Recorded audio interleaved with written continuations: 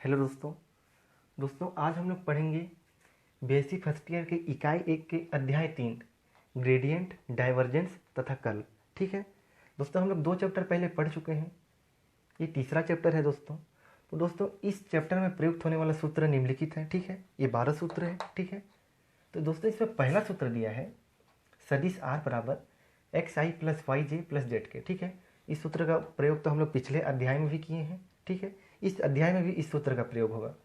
ठीक है, और दूसरा सूत्र है आंशिक अवकलज। ठीक है, आंशिक अवकलज इसको बोलते हैं partial by partial x, partial by partial y, partial by partial z. ठीक है, देखिए आंशिक अवकलज का उपयोग कब होता है। माना हम लोग के पास दिया है x square plus y square plus z square. ठीक है, ये दिया है। इसमें यदि हम लोग को केवल x के सापेक्ष अवकलन करना है और बाकी को कांस्टेंट मानना है। ठीक है, कहने का मतलब हम लोग को आंशिक अवकलज निकालना है। तो देखिए यदि हम लोग को x के सापेक्ष अवकलन करना है और बाकी को कांस्टेंट मानना है तब हम लोग आंशिक अवकलज का उपयोग करेंगे। तो इसको कैसे लिखेंगे, partial by partial x square y square z square दिया है। ठीक है, तो इसमें लिखेंगे हम लोग मात्र हम लोग एक्स स्क्वायर वाले टर्म को बस हम लोग यहाँ अवकलज करेंगे, बाकी इसके लिए कांस्टेंट होगा। तो ये हो जाएगा 2x। यहाँ क्योंकि x का पद एक भी नहीं दिया है इसलिए ये इसके लिए कांस्टेंट हो जाएगा। ये हो जाएगा 0, ये भी हो जाएगा 0। ठीक है, तो ये हो गया 2x, बस इसका ये वैल्यू है। ठीक है, यदि x होता, ठीक है, तो यहाँ वाई स्क्वायर होता। ठीक है, यहाँ भी x होता तो यहाँ जेड स्क्वायर होता। ठीक है, x के सापेक्ष एक बार अवकलन करते तो एक आता। ठीक है, लेकिन यहाँ x नहीं दिया है इसलिए यहाँ 0 होगा। ठीक है, तो ये है आंशिक अवकलज। और तीसरा है संकारक जिसको बोलते हैं ऑपरेटर। ठीक है, देखिए ऑपरेटर का वैल्यू होता है i partial by partial x plus j partial by partial y plus k partial by partial z. ठीक है, देखिए दोस्तों ये ऑपरेटर का वैल्यू जो है इस चैप्टर में बहुत ही ज़्यादा उपयोग होगा। ठीक है, इसलिए इसको याद करना है, इसका वैल्यू को। ठीक है, इसका सूत्र को। चौथा है ग्रेडियंट। ठीक है, जिसको हम लोग ग्रेड आर बोल रहे हैं। ठीक है, आर एक सदिश होगा। ठीक है, वो कुछ भी रूप में परिभाषित होगा। ठीक है, आर जैसे हम लोग पहले के क्वेश्चन में भी देखे हैं कि आर बराबर हम लोग का कुछ भी वैल्यू देता था, जैसे कॉस थीटा आई प्लस साइन थीटा जे, या आर बराबर देता था 5t स्क्वायर प्लस 6t जे, इस रूप में देता था। ठीक है, तो आर बराबर कुछ भी देगा यहाँ वैल्यू। ठीक है, तो हम लोग लिख सकते हैं ग्रेड आर को ऑपरेटर डॉट आर। ठीक है, जहाँ ऑपरेटर का वैल्यू होगा i partial by partial x plus j partial by partial y plus k partial by partial z. ठीक है, उसके बाद हम लोग द्वितीय अवकलज इसका उपयोग करेंगे। इसको हम लोग लिखते हैं d phi by d s. ठीक है, जहाँ हम लोग ए के डॉट ग्रेड फाई, इसका सूत्र है। ठीक है, द्वितीय अवकलज का सूत्र ये है ए डेट डॉट ग्रेड फाई, जहाँ ग्रेड फाई को लिख सकते हैं हम लोग ऑपरेटर डॉट फाई। देखिए ग्रेड आर को हम लोग लिखते थे ऑपरेटर डॉट आर, क्योंकि हम लोग लास्ट में आर दिया था इसलिए यहाँ आर लिख दिया, यहाँ फाई दिया है इसलिए हम लोग यहाँ फाई लिख देंगे। ठीक है, बाकी सूत्र वही होगा ऑपरेटर डॉट फाई। और ए कैप का वैल्यू होगा, देखिए आर कैप का वैल्यू दिया है सदिश आर बाई मोड आर। ठीक है, same to same a cap का वैल्यू वही होगा। ए कैप का वैल्यू होगा सदिश ए बाई मोड ए। ठीक है, ए कैप का वैल्यू होगा। ठीक है, उसके बाद हम लोग को इस चैप्टर में कोई सा क्वेश्चन में दोस्तों 2 पृष्ठों के बीच का कोण ज्ञात करने के लिए बोलेगा। ठीक है, यदि 2 पृष्ठों के बीच का कोण ज्ञात करने के लिए क्वेश्चन में कहा जाएगा तब हम लोग इस सूत्र का उपयोग करेंगे। n1 डॉट n2 बराबर हम लोग लिखेंगे mode n1 dot mode n2 dot cos theta.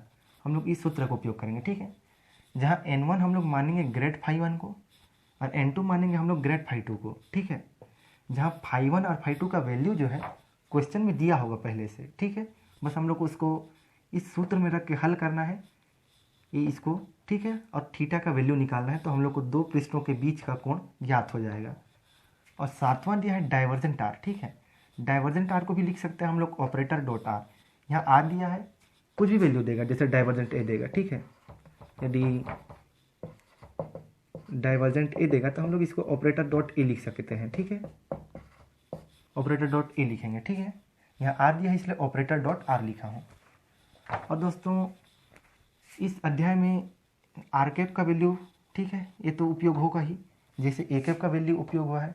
और इस अध्याय में देखिए कर्ल दिया है, ठीक है। कर्ल आर बराबर लिख सकते हैं हम लोग ऑपरेटर क्रॉस आर, ठीक है। देखिए कर्ल और डाइवर्जेंट पर अंतर है, डॉट और क्रॉस का अंतर है, ठीक है। इसमें डॉट दिया है, इसमें क्रॉस दिया है, ठीक है। डॉट को अलग विधि से हल करते हैं, क्रॉस को अलग विधि से हल करते हैं, ठीक है। ये कर्ल का वैल्यू है। कर्ल भी सेम जैसे होगा, जैसे आर दिया है इसलिए हम लोग ऑपरेटर क्रॉस आर लिखे हैं। यदि यहाँ ए देता तो ऑपरेटर क्रॉस ए लिखते, ठीक है।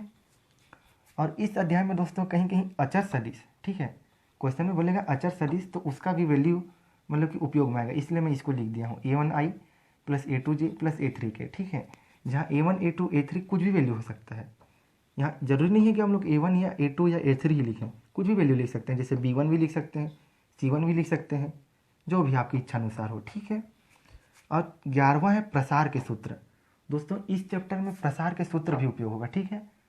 हम लोग इन्हीं कॉन्सेप्ट की सहायता से प्रसार के सूत्र को हल करेंगे, ठीक है। इसके 3-4 क्वेश्चन हैं, उसको हम लोग हल करेंगे। और लास्ट 12वां सूत्र है, देखिए आर स्क्वायर बराबर हम लोग लिख सकते हैं x square plus y square plus z square. देखिए अदिश है, ये सदिश है, ठीक है। ये जो वैल्यू है ये इसी से बना है, ठीक है।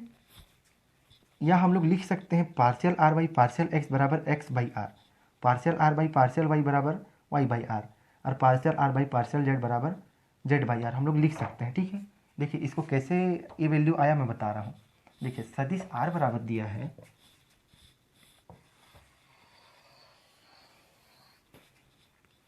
सदिश आर बराबर क्या दिया है, एक्स आई वाई जे जेड के, ये सदिश है, ठीक है। हम लोग इसका यदि मोड निकालें, ठीक है, वेक्टर आर का मोड निकालेंगे तो इधर क्या हो जाएगा, अंडर रूट के साथ स्क्वायर हो जाएगा, ठीक है। ये हो जाएगा x i square y j square, इसको यहाँ लिख देता हूँ, मोड आर बराबर x i square y j square plus z k square, ठीक है। देखिए सदिश में हम लोग देखे हैं जैसे आई को आई के साथ डॉट के रूप में गुणा किया जाता है, तो इसका वैल्यू क्या होता है, 1 होता है, ठीक है। तो यहाँ वही सिचुएशन क्रिएट हुआ है, आई डॉट आई है, ठीक है, तो इसका वैल्यू क्या हो जाएगा, 1 हो जाएगा, ठीक है। तो यहाँ क्या बचेगा, x square y square z square बचेगा, क्या बराबर, मोड आर बराबर, ठीक है। अब यदि हम लोग दोनों साइड का वर्क करें, ठीक है, इधर का वर्क कर लेते हैं, यदि हम लोग इधर का वर्क करेंगे तो ए हो जाएगा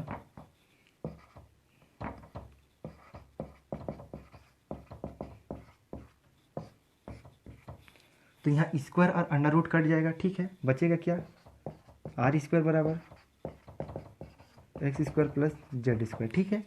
तो हम लोग का ए वैल्यू आया, ठीक है। इसको हम लोग सॉल्व किए तो ए वैल्यू आया। अब यदि हम लोग यहाँ आंशिक अवकलज का उपयोग करते हैं, ठीक है, यदि हम लोग x के सापेक्ष इसका अवकलज करते हैं, ठीक है, तो ये हो जाएगा, देखिए आर स्क्वायर है, आर स्क्वायर को किसके सापेक्ष हम लोग को अवकलन करना है, x के सापेक्ष। देखिए इस चैप्टर में जो वेक्टर r है, ठीक है, यदि सदिश r भी हो या अदिश r भी हो, इसको कांस्टेंट नहीं माना जाता है, ठीक है, सदिशों में, ठीक है। जो वेक्टर r का वैल्यू को कांस्टेंट नहीं माना जाता है, तो इसका हम लोग अवकलन करेंगे तो ये आर स्क्वायर है, ठीक है। इसका यदि हम लोग अवकलज करेंगे x के सापेक्ष, ठीक है, तो इसको हम लोग पूरा कांस्टेंट नहीं मानते हैं, ठीक है, इस चैप्टर में सदिशों में, ठीक है। तो ये हो जाएगा आर स्क्वायर, तो इसको हम लोग लिख सकते हैं 2r partial r by partial x, ठीक है। इधर का हम लोग यदि अवकलज करें, ठीक है, एक बार इधर से लिख दे रहा हूँ,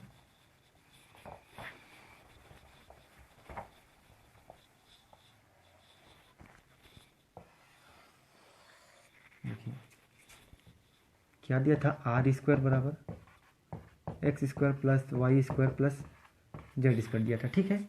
इसका हम लोग आंशिक अवकलज कर रहे थे, ठीक है। तो ये हो जाएगा partial r by partial x r square बराबर एक्स के सापेक्ष हम लोग इसका अवकलन करेंगे तो यहाँ मात्र क्या होगा, 2x होगा, यहाँ कांस्टेंट होगा, ये भी कांस्टेंट होगा, ठीक है। इसका हम लोग अवकलज करेंगे, देखिए आर सदिश है, इसको हम लोग कांस्टेंट नहीं मानते हैं सदिशों में, ठीक है। तो ये हो जाएगा 2r, प्रतिस्थापन विधि प्रयोग करेंगे तो हो जाएगा 2r partial r by partial x, ठीक है, हो जाएगा 2x, 2 कटेगा, हो जाएगा partial r by partial x बराबर x बाई r, ठीक है, ये वैल्यू आएगा। तो उसी को यहाँ लिखा हूँ x बाई r। उसी प्रकार इसको यदि हम लोग y के सापेक्ष करेंगे, ठीक है, आंशिक अवकलज, तो हम लोग का y बाई r वैल्यू मिलेगा। z के सापेक्ष करेंगे तो z बाई r मिलेगा, ठीक है। देखिए इस प्रकार से हम लोग x by r, y by r और z बाई r का वैल्यू निकाले, ठीक है। तो दोस्तों ये इस चैप्टर में प्रयुक्त होने वाला सूत्र था। हमारे अगले वीडियो में हम लोग जो है इस चैप्टर का पहला टाइप का क्वेश्चन को पढ़ेंगे, ठीक है।